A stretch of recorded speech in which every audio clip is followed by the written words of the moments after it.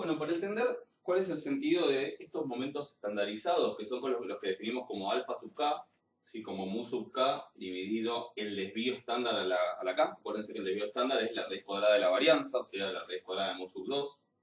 Perdón, la raíz cuadrada de mu sub 2. Ahí está. Para entender de ahora qué sirven, voy a hablarles de dos momentos de los centrados, los mu en particular.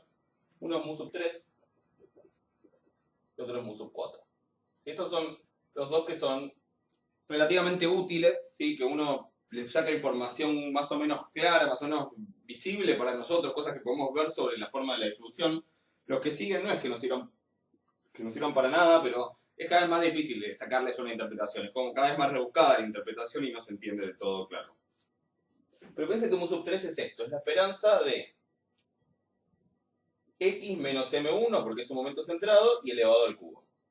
¿Ok? Este por ahí es el que más claro se ve. El otro es un poco más difícil, pero ahora después lo vamos a explicar. Entonces piensen en esto. Si yo tengo una distribución donde, por ejemplo, pongamos una discreta, donde las probabilidades son así. Por ejemplo, tengo este valor con esta probabilidad, este valor con esta probabilidad, este valor con esta, este con esta. Esto es una función de probabilidad puntual, ¿sí? Es como que cada uno de estos valores son los valores, cada uno de estos numeritos de acá son los valores de rango, y los valores que toman acá en el eje vertical son las probabilidades puntuales. Obviamente, para que todo esto esté bien hecho, esas probabilidades puntuales, la escala tendría que ser para que las probabilidades puntuales sumen 1. ¿Dónde va a estar la esperanza? Bueno, va a estar en algún lugar por el medio, ¿sí? Va a tener más peso este que este, por ejemplo, a la hora de calcular la esperanza, pero supongamos que la esperanza estuviera por acá, ¿sí? Supongamos que por acá estuviera M1, ¿ok? Entonces, ¿qué va a pasar cuando yo haga esta cuenta? Recuerden, por empezar, porque uno podría preguntarse ¿para qué el cubo? Recuerden que si yo no pongo el cubo acá, si yo pongo un 1, esta cuenta que es mu sub 1 me daba 0 directamente, siempre, para cualquier variable. O sea que si acá pongo un 1 no pasa nada. Ahora, ¿qué pasa cuando hago x menos m1? Bueno, básicamente yo estoy tomando la distancia de cada uno de los valores, ¿sí? De cada uno de los valores estos respecto de m1. Todos estos van a dar distancias positivas, porque es x menos m1. Todos estos otros van a dar distancias negativas. ¿Estamos de acuerdo? ¿Qué pasa cuando esas distancias positivas y negativas las sumo? Cuando las sumo esas distancias con los signos que tienen, dan 0. Es ese mu sub 1 igual a 0 que yo decía recién. Ahora, ¿qué pasa cuando los elevo al cubo? Bueno, pasan dos cosas. Una de las cosas que pasa es que al elevar al cubo el signo se mantiene. Las positivas al cubo van a seguir dando positivas. Las distancias negativas al cubo van a seguir dando negativas. ¿Sí? ¿Qué pasa ahora cuando además con el cubo? Bueno, el cubo de alguna manera las exagera algunas y las minimiza otras. Piensen que 0,1 al cubo es 0,001, o sea que para un número muy chico en realidad lo hace más chico. Pero piensen que 2 al cubo es 8 y 10 al cubo es 1000. O sea que también exagera, las que están alejadas las hace recontra alejadas. Entonces eso lo que va a hacer es que esto en vez de sumar 0, le dé mucho peso en la suma que además está ponderada por las probabilidades, eso me faltó decirlo, ¿sí? Porque siempre está multiplicando por las probabilidades, a estos términos que se alejan mucho para allá, ¿sí? Esto que se llama como la cola de la distribución, que son términos como que se alejan mucho, van a dar muy grandes elevados al cubo, y estos no tanto, o incluso si son muy chicos se van a perder. Y entonces lo que va a terminar pasando es que en este caso, si uno calcula mu sub 3, seguro que va a dar un número positivo, ¿sí? Mientras que en cambio, si yo tuviera una distribución donde los valores se amontonan de este lado y después tienen como atender como una cola para el otro lado, ¿sí? Ahora los que van a estar exagerados van a ser los negativos, y en este caso mu sub 3 va a dar negativo, ¿sí? Se puede probar, si uno se pone a hacer el análisis, que para un caso simétrico, para un caso donde las probabilidades son las mismas, a las mismas distancias de la media, si por ejemplo si uno tuviera esto, uno central, a la misma distancia dos que son iguales, a otra distancia dos que son también iguales, y así, supongamos que esto me hubiese quedado completamente simétrico, que tampoco es tan fácil, en ese caso, en el que sea completamente simétrico, mu sub 3 da exactamente 0. O sea que uno podría pensar que mu sub 3 podría ser una buena medida del grado de simetría o asimetría de la distribución e incluso del tipo de asimetría, ¿sí? Es decir, la cola va para la derecha, que es el caso que, como mu sub 3 da positivo, se llama asimetría positiva. O que si mu sub 3 tiene la cola a la izquierda, ¿sí? Piénsenlo, que esto va así, el caso que se llama asimetría negativa, ¿sí? Y este caso de asimetría cero es el caso de una distribución simétrica. Ahora, ¿qué problema tiene mu sub 3 y por qué no lo dejamos así nomás? Bueno, piénsenlo, después voy a meterme con mu sub 4, pero lo dejo por un minuto. Piensen en lo siguiente. Veamos qué pasa cuando a mu sub 3, cuando x la multiplico por una constante, ¿sí? Cuando yo pongo, por ejemplo, en vez de mu sub 3, en vez de esto, supongamos que es para x, y supongamos que ahora lo hago para 100 por x, ¿sí? Ahora vamos a ver por qué el 100. Si yo, en vez de hacer el mu sub 3 para x, lo hago para 100 por x, hagamos mu sub 3 de 100x, esto va a dar la esperanza de, ¿qué variable? 100x. ¿Quién va acá? M1, pero el M1 no es el de X, es el de 100X. O sea, M1, ¿quién es? La esperanza. ¿Quién es la esperanza de 100X? Piensen un segundo si quieren, para el post del video, pero la esperanza de 100X es 100 por la esperanza de X. O sea que es 100 por M1, ¿sí? Donde M1 es el M1 de acá, es el M1 de X. Y eso al cubo me va a dar. Si yo ahora saco este 100 de factor común, me queda 100, ahora vamos a hacerlo acá, me queda 100 por x menos m1. Pero encima de eso después va al cubo. O sea que ese 100 también lo tengo que elevar al cubo, y me queda un 100 por 10, 100 por 100 es 10.000, por 100 es 1.000.000. O sea que si yo hago la cuenta me va a quedar 1.000.000. Terminen o sea, después el 1.000.000 va a salir afuera de la esperanza. Terminen si quieren de probar, de analizar el resultado. En el apunte lo tienen hecho para una constante genérica, así que lo pueden ver. Si yo hago la cuenta me va a quedar esto. Me va a quedar 1.000.000, o 10 a la sexta, si quieren poner algo un poco más técnico, por la esperanza de x menos m1 al cubo. O sea, me va a quedar 1.000.000 por el mu sub 3 original, el mu sub 3 de la x, ¿sí? El mu sub 3 de 100x en realidad se multiplica por 100 al cubo, que es 1.000.000, ¿sí? Y eso respecto del mu sub 3 de la x original. ¿Eso qué efecto tiene? ¿Cuál es la implicancia de eso? Bueno, si yo quisiera, si yo quisiera medir la simetría, ¿sí? Si yo quisiera usar como herramienta para medir la simetría de una distribución algo que simplemente me indique si la simetría es para un lado o para el otro, o es simétrica, con mu sub 3 no tendría problema.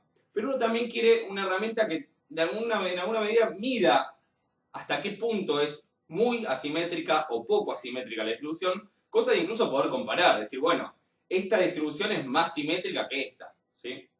Entonces, si uno quiere un número que además el número tenga un sentido, ¿sí? Me da 8. Bueno, ¿ese 8 qué significa? ¿Muy asimétrica o poco asimétrica? Bueno, hacerlo con mu sub 3 no tendría sentido, porque mu sub 3 es lo que se llama sensible a cambios de escala, ¿sí? A cambios de escala quiere decir, cuando la multiplico por una constante, cambia. Y de hecho puede cambiar muchísimo, como se ve acá. ¿Y por qué importa esto? Bueno, piensen en lo siguiente. Si x fuera algo que está medido, no sé, estaturas de personas, pero está medido en metros, ¿estamos de acuerdo? Tengo una serie de valores que van a ser 1,63, 1,79, 1,78, porque está medido en metros. 1,78 m, 1,63 m. ¿Qué pasa si de repente alguien agarra y dice, no, voy a poner los datos pero en centímetros, porque sea más cómodo para no tener que usar la coma? Bueno, van a ser 163, 178, 179. Voy a multiplicar todos los valores de x por 100. ¿Y eso qué implica? Que si en una distribución mu sub 3 me da un número, si en la distribución en metros mu sub 3 me da un número, en la distribución en centímetros me va a dar ese número multiplicado por 1.000.000. Y en realidad la distribución es la misma, la población, los datos que tengo son los mismos, solamente decidí cambiar la unidad de medida. O sea, no es más simétrica o menos asimétrica la distribución de las estaturas porque yo la escriba en centímetros o en metros. Entonces no debería pasar eso, ¿sí? No debería pasar que si yo la pongo en metros me da 3 la simetría, pero si la pongo en centímetros me da 3 millones. ¿Eso qué hace? Que el número en sí mismo no me diga nada. Sí me diga, bueno, que la distribución es asimétrica positiva en todo caso, pongámosle. pero en sí el número no me va a decir si es muy asimétrica o poco asimétrica.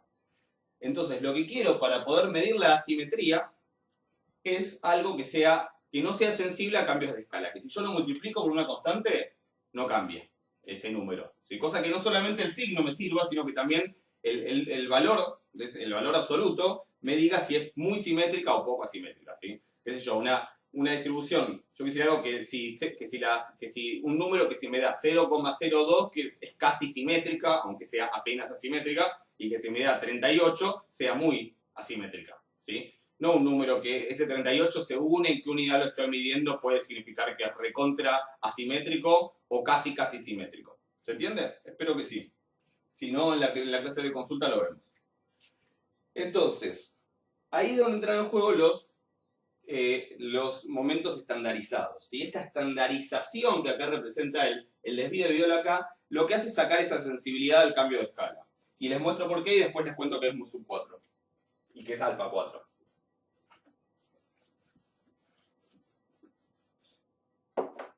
Si yo hago, fíjese que yo dije, si yo quiero alfa K, ¿qué es alfa 3? Alfa 3 es mu sub 3 dividido el desvío al cubo. ¿Estamos de acuerdo? Supongamos que yo quiero alfa 3 de una constante por X. Bueno, eso va a significar hacer mu sub 3 para esa constante por X sobre sigma por esa constante por X elevado al cubo. Ya con lo que hice anterior con el 100, me tienen que creer que esta C, el efecto que tiene es que al mu sub 3 de la X,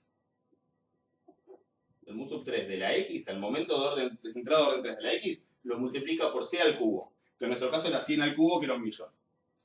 Ahora, fíjense.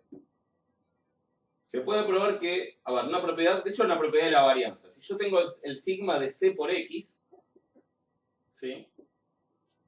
Supongamos que C es positivo, además, ahora van a ver por qué, como el 100 que teníamos recién. El sigma de C por X es la raíz cuadrada de la varianza de C por X. ¿Ok? Y ahora, hay una propiedad de la varianza. De hecho, se prueba igual que lo que prueba para mu sub 3, porque acá es para mu sub 2. La varianza es mu sub 2, o sea que si prestaron un poco de atención, acá deberían pensar que va a aparecer C al cuadrado en vez de C al cubo para mu sub 2. Y es una propiedad de la varianza. Se prueba de la misma manera. Esa C sale afuera de la varianza, pero las constantes salen afuera de la varianza al cuadrado. Y lo vamos a usar mucho, así que recuérdenla esa propiedad. En el apunte también tienen las propiedades de la varianza, repásenlas porque son importantes. Sí, a medida que aparezcan las vamos a ir recordando, pero son importantes, prestenle atención. Entonces, C cuadrado ese C sale de la varianza al cuadrado, y ahora cuando separo, me queda la raíz cuadrada de C cuadrado por la raíz cuadrada de la varianza de X. La raíz cuadrada de la varianza de X es sigma. Y la raíz de C cuadrado, bueno, en principio es el módulo. ¿Sí? Porque si acá tengo un número negativo, el cuadrado me da positivo y la raíz cuadrada como símbolo da valores positivos. O sea que en realidad me da, si yo multiplico a X por C, su desvío se multiplica por módulo de C. Pero en realidad si C es positivo, ahí directamente sería, simplemente, en vez de esto sería, perdón, este corchete iba acá, ahí está. Se multiplicaría por C. O sea que el desvío de X se multiplica por C, después eso lo elevo al cubo, y entonces me queda C al cubo por mu sub 3 de X, sobre C al cubo por sigma al cubo de X. ¿Sí? Estos se van, y esto que me queda es el mu sub 3 de la X original dividido el desvío al cubo de la X original. Esto es simplemente el alfa 3 de la X. ¿Sí? Es decir, a diferencia de los momentos centrados, los momentos estandarizados, y para los otros se prueba igual, para los de orden K se prueba de la misma manera, los momentos estandarizados no son sensibles a un cambio de escala. Si el momento estandarizado de orden 3, el alfa 3 de X era 5, el alfa 3 de 8X también va a ser 5. No se va a multiplicar por nada. En cambio, con el mu sub 3 no pasa lo mismo. Si el mu sub 3 era 2, el mu sub 3 de 5X va a ser 5 al cubo por 2. O sea, va a ser 250, va a ser mucho más grande. ¿Se entiende? Entonces, como los momentos estandarizados, es como ajustar con una constante para que eso no cambie ante cambios de escala. Mide lo mismo porque lo importante, lo central va a ser la parte de arriba, pero tiene ese ajuste para que no sea sensible a cambio de escala. Entonces, alfa 3 va a tener la ventaja para medir asimetría de que no solamente su signo me va a decir si la cola está por un lado o por el otro, si la distribución es simétrica, sino que además me va a decir si es muy simétrica o poco simétrica. Si alfa 3 me da 0,02 es casi como que es simétrica. Si alfa 3 me da 15, quiere decir que claramente hay una simetría positiva muy grande, una cola muy para allá. O si me da menos 15, quiere decir que hay una cola muy para allá. ¿Se entiende? Entonces a alfa 3 le vamos a poner un nombre y se va a llamar coeficiente de asimetría de X. ¿Sí? Va a ser una medida del grado de asimetría, una de las posibles, pero la más usual probablemente, de las medidas de la asimetría de la forma de una distribución. ¿Estamos de acuerdo? Ya que estamos, menciono un par más. Es muy fácil ver que alfa 0, alfa 1 y alfa 2 no interesan. ¿Sí? Alfa 0 va a dar 1, que va a dar mu sub 0 sobre sigma a la 0. Mu sub 0 vimos que es 1 y que sigma 0 es 1, así que es todo a 1. Alfa 1 es mu sub 1 sobre sigma a la 1. Mu sub 1 da 0, habíamos visto, así que este da 0. ¿Sí? Alfa 0 es 1, alfa 1 es 0. Y alfa 2 es mu sub 2 sobre sigma al cuadrado. ¿Qué es sigma al cuadrado? Bueno, si sigma es la raíz cuadrada de la varianza, sigma al cuadrado es la varianza. O sea, y eso es mu sub 2. ¿Sí? La varianza es mu sub 2. O sea que en realidad acabo de tener mu sub 2 sobre mu sub 2.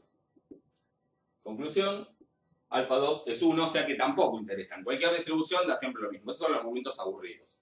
El primero interesante de los estandarizados es el alfa 3, que es el coeficiente de asimetría. Y el otro que se usa bastante es el alfa 4, que lo vamos a llamar coeficiente de kurtosis de X. Lo vamos a representar como C de X. ¿Sí? Esto va a ser la kurtosis. Hay varias interpretaciones sobre qué es la kurtosis. Una de las más populares a veces es esto de si la distribución es muy apuntada o muy aplanada. Pero la verdad es que eso a veces se confunde también bastante con una distribución que tiene poca varianza o mucha varianza. A mí me gusta más ponerlo en términos de peso en las colas. ¿Sí? Uno tiene la distribución normal, ¿sí? Que ya la recordaremos en su momento, pero la saben. ¿Sí? La distribución normal tiene esta forma de campana.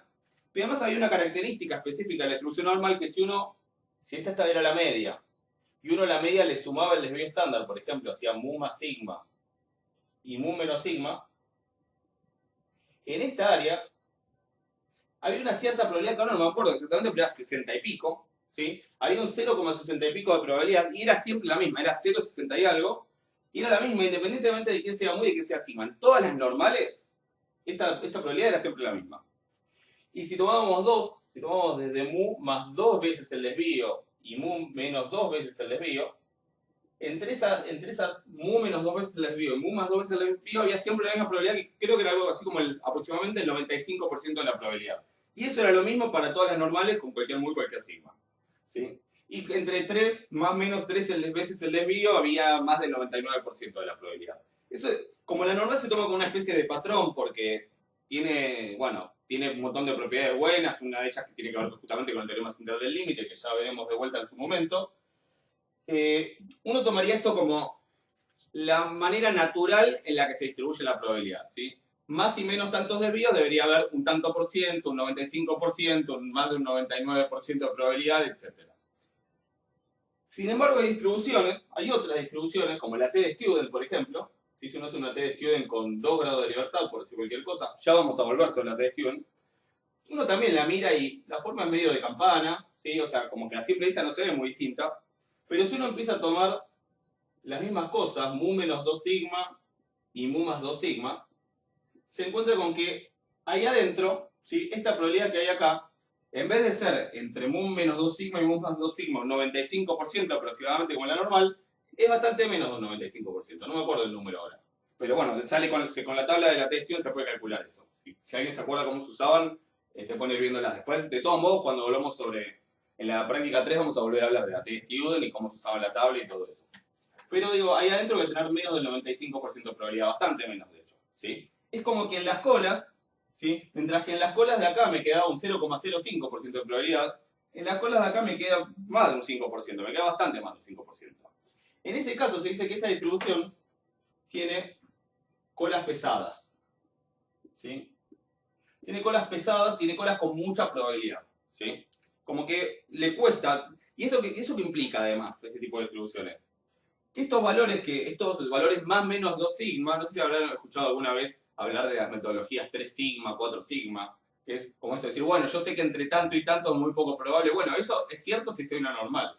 Quiere decir que si yo asumo que algo es raro, si ocurre a más de 2 desvíos de la media, si es una normal debería ocurrir un 5% de las veces, pero si ocurre más del 5% de las veces, bastante más, puedes tener que pensar que en realidad no es una normal, ¿sí? Que es una distribución con colas pesadas. También se llaman distribuciones de valores con valores extremos, ¿sí? Son distribuciones donde las cosas que uno naturalmente piensa como cosas que no deberían pasar seguido, como por ejemplo, no sé, que la bolsa suba o mucho o baje porcentajes del orden del 10-12%, bueno, donde esas cosas pasan más seguido de lo que uno esperaría, ¿sí? Esas son lo que yo llamo distribuciones con colas pesadas y que son útiles precisamente para modelizar fenómenos en situaciones en las que esas cosas pasan más seguido de lo que uno esperaría. Esos valores demasiado grandes o demasiado chicos ocurren más seguido de lo que uno esperaría.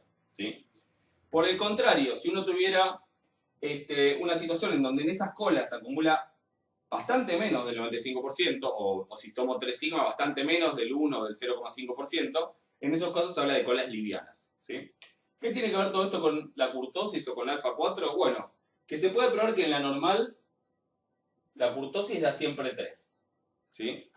Mientras que las que tienen las colas más pesadas que la distribución normal, la kurtosis da siempre más grande que 3. Y cuando hay colas livianas, la kurtosis da bastante menos que 3, o da menos que 3. ¿Sí? Entonces, ese valor de la kurtosis me permite también saber si la distribución tiene colas más pesadas que la normal o colas más livianas que la distribución normal, o si tiene colas igual de pesadas que la distribución normal, que también sería como un indicativo de que probablemente la distribución sea la normal. A lo mejor es otra que igual tiene la misma kurtosis, pero en general es un buen indicativo de que es válido suponer la distribución normal. ¿Estamos de acuerdo? De paso les comento que hay otra cosa que se define, que después la vamos a ver que aparece, que se llama kurtosis excedente, que es la kurtosis menos 3. ¿Para qué se hace esto? Bueno, para que cuando es la normal, en vez de que me dé 3, la kurtosis excedente me va a dar 0, porque me va a dar 3 menos 3. En las de colas pesadas, la kurtosis excedente me va a dar positiva, y en las colas livianas, la kurtosis excedente me va a dar negativa. O sea que ahí es como que corro el eje al 0, y por eso se resta el 3. De hecho, en algunos libros a esto, a alfa 4 menos, esto sería alfa 4, ¿no?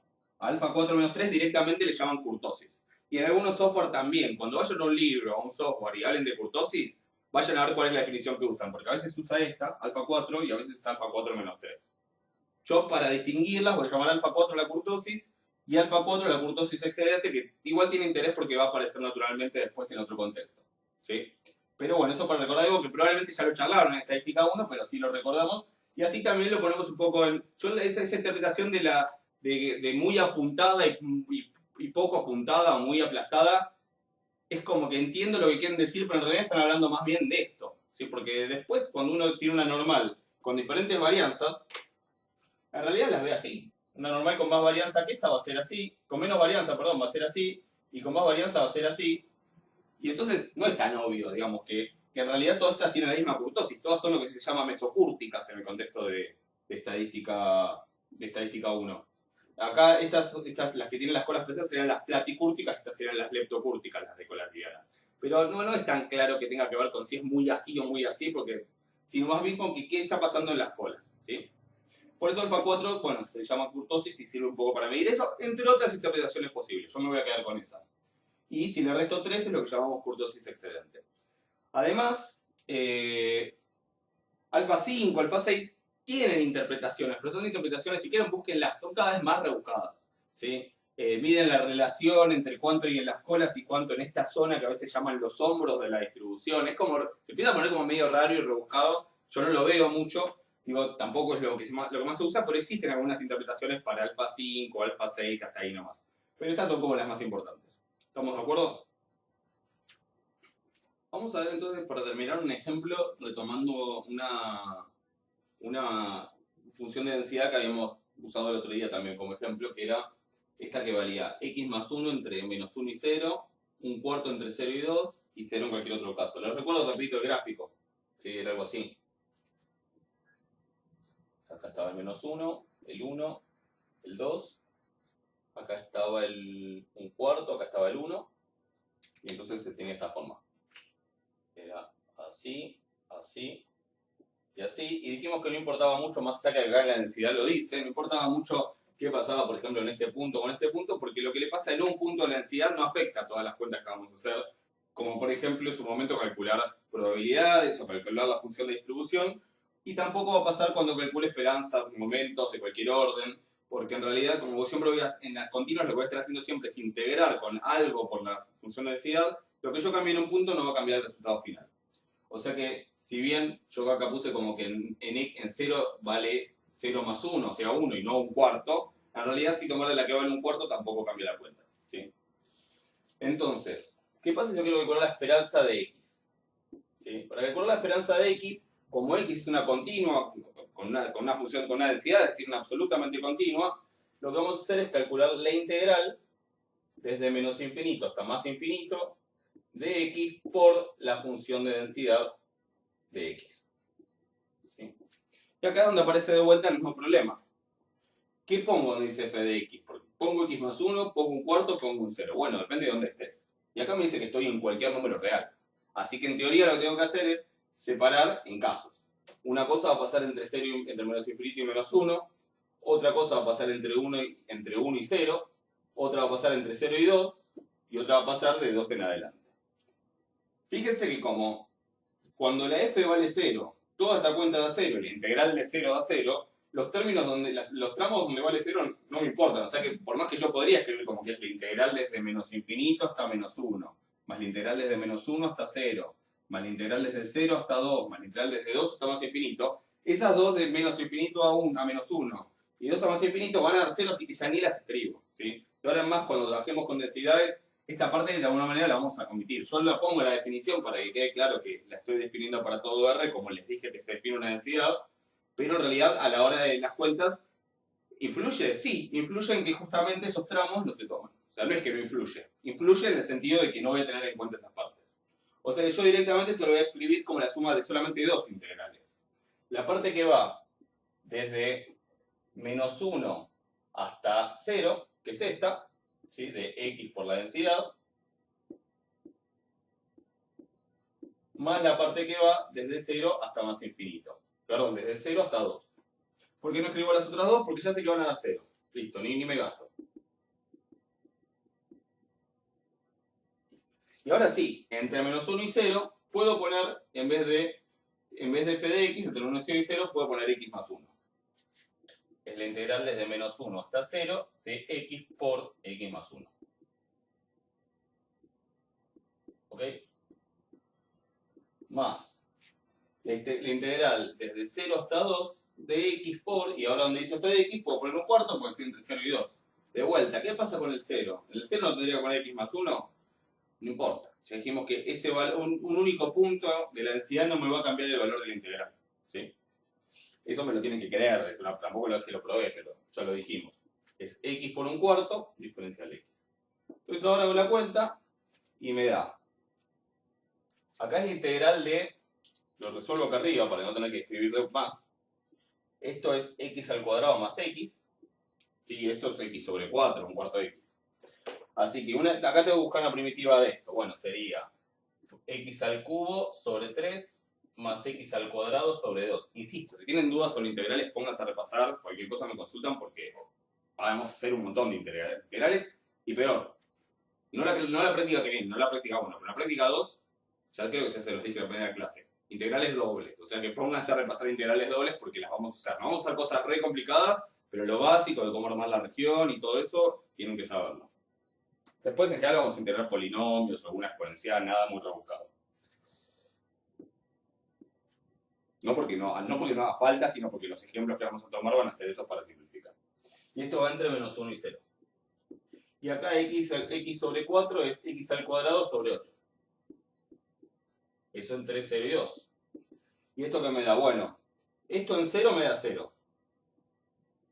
menos. Y en menos 1 me da menos 1/3 más 1/2. Eso es 1/6. Menos 1/6. Más. Esto en 2 me da 2 al cuadrado 4 sobre 8 es 1/2. Y en 0 me da 0. Así que es 1/2 menos 1/6. Esto es 1/3, creo, ¿no? Si son 3/6 sobre menos 1/6. 1/2 son 3 por 2 son 3/6 menos 1/6 son 2/6, 1/3, sí. Esta es la esperanza. La esperanza de X es 1/3. Fíjate que tiene algún sentido. Digo, me está dando acá. Me está dando por acá la esperanza, ¿sí? Cuando uno mira la densidad, que básicamente tiene esta área, bueno, tiene algún sentido. No es que a ojo se pueda calcular, ¿sí? Lo que no tendría sentido es que si el soporte, la parte que importa de la densidad, va desde menos 1 hasta 2, ¿sí? Acá me dio, este es 1/3, no tendría sentido que me dé más de 2 o menos de 1, o sea, como mínimo tiene que dar el soporte. Y tampoco tiene sentido que caiga muy cerca del borde, al menos que en ese borde haya acumulada muchísima, la mayor parte de la probabilidad, la mayor parte de la densidad de probabilidad. O sea que está bien, cayó más o menos por el medio, podría haber caído un poco más por el lado o por el otro, no digo que a ojo se pueda ver, pero todo indica que tiene sentido el resultado. ¿Se entiende? Ahora, ¿cómo calcular la varianza? Bueno, la varianza es el momento de orden 2. Pero yo le dije que más cómodo que calcular el momento centrado de orden 2.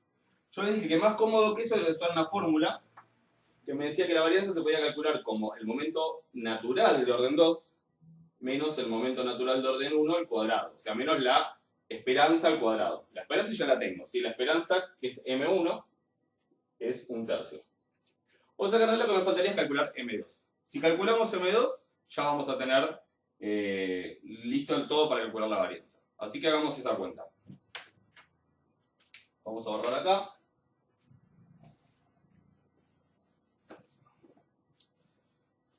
Yo quiero calcular M2. M2 era la esperanza de X al cuadrado, por definición. ¿Sí? M2 se definía como la esperanza de X al cuadrado. Bueno, se queda aquí la pizarra. Si no se me viene encima también. La esperanza de X al cuadrado. ¿Cómo hago eso? Bueno, si yo conociera la distribución, la función de densidad de X al cuadrado, de la nueva variable X al cuadrado, podría usar la definición de esperanza. Pero no quiero hacer eso, no quiero ponerme a ver qué distribución, qué densidad tiene X al cuadrado. Porque solamente me interesa para calcular la varianza de X. Entonces voy a usar la fórmula de la G de X, la esperanza de G de X.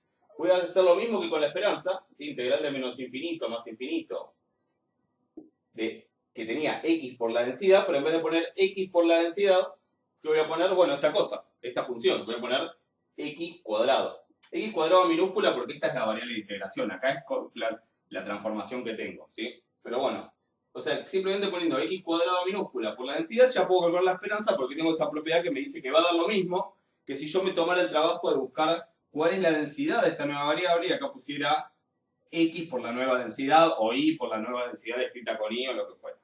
¿Sí? Entonces, ¿qué voy a hacer acá? Voy a hacer lo mismo, pero con X cuadrado. Y además, de vuelta, no voy a tener en cuenta la parte que da 0, porque si la densidad vale 0, vale todo 0. Solamente voy a tener en cuenta estas dos partes. O sea, voy a tener la integral desde menos infinito hasta más infinito, perdón, de menos 1 hasta 0, de X cuadrado por la densidad, que ahora sí ya podría poner la f de x y después cambiarlo, pero ya sabemos, la densidad entre menos 1 y 0 va a ser x más 1, así que lo pongo así, nos cerramos alguna cuenta. Y después, diferencial x, más, y ahora la densidad entre 0 y 2, ¿sí? De x cuadrado por la densidad. En lugar de la densidad que voy a poner ahora, 1/4.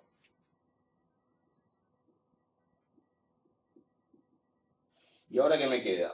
Bueno, de vuelta, tengo que integrar desde menos 1 hasta 0, hago la distributiva, x al cubo más x cuadrado, más la integral entre 0 y 2 de x al cuadrado sobre 4. Esto me da x a la cuarta sobre 4 más x al cubo sobre 2 entre menos 1 y 0.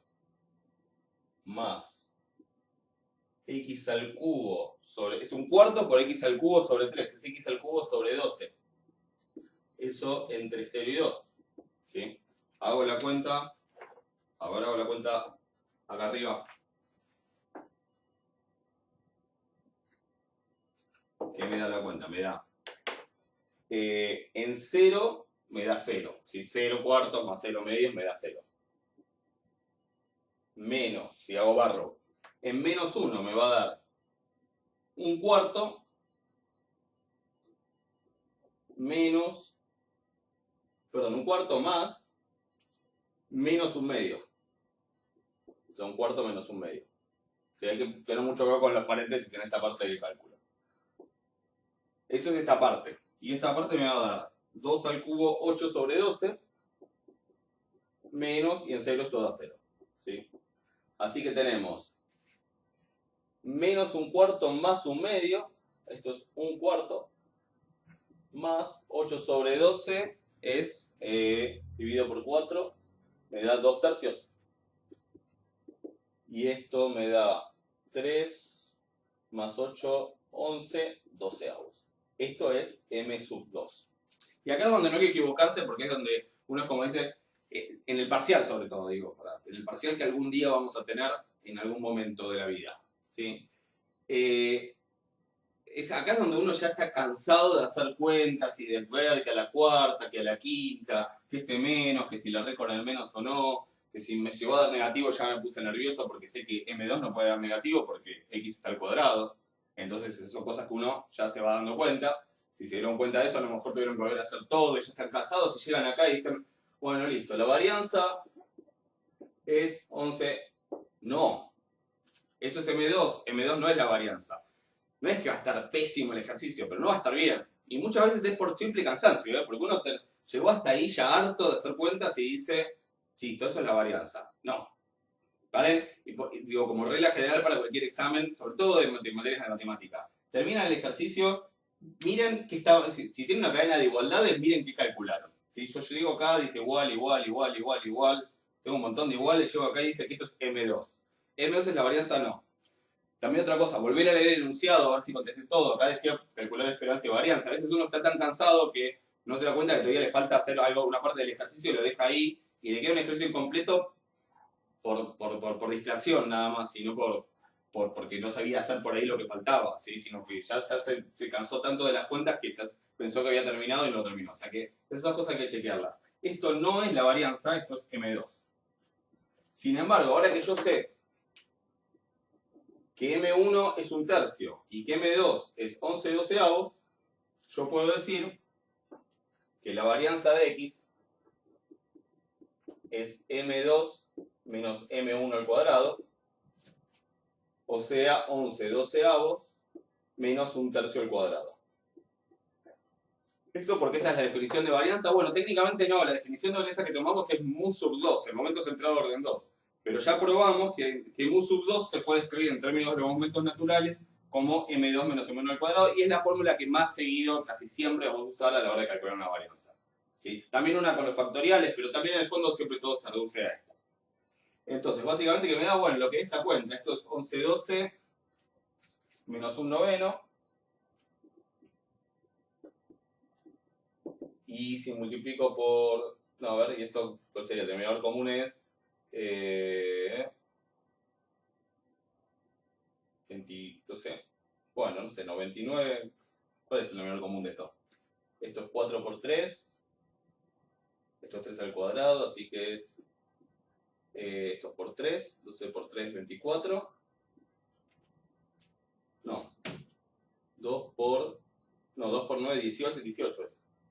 El común, 18 dividido 12 es 6, por 18, perdón, 18, estoy cansado yo ahora de hacer cuentas, como verán.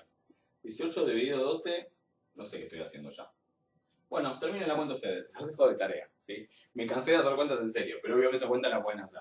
Esa es la varianza, ¿sí? Entonces, digo, y los entiendo, digamos, que uno a veces está ya agotado porque por ahí uno tiene que poner a pensar algo tan pavo como cómo hacer esa resta a mano. Sé que van a ser calculadora igual, pero ya no le da la cabeza. Bueno, En serio, tengan en cuenta esas cosas porque es muy fácil estar cansado y llegar acá y decir, bueno, listo, la varianza, y no, era M2, o era phi sub 2, que después vamos a ver que en otros casos, después de ciertas cuentas sale phi sub 2, y uno quería la varianza y termina poniendo que solo la varianza, y por ahí se pierde la mitad del puntaje de un ítem, no de todo un ejercicio, pero tal vez de un ítem, solamente por esa distracción pava, cuando faltaba después hacer una puntita más y ya está. Así que presten atención a eso, revisen todo esto de momentos, ¿sí? Y bueno, la clase que viene vamos a ir viendo algunas cosas más de la práctica 0 y ya después vamos a empezar con la práctica 1, que habla de la función generadora de momentos y la función generadora de probabilidad, que justamente son otras maneras alternativas de obtener estos momentos y otras cosas muy útiles que nos van a hacer en el resto de la materia. Pero bueno, por hoy estamos, espero que estén bien y bueno, nos mantenemos en contacto. Saludos.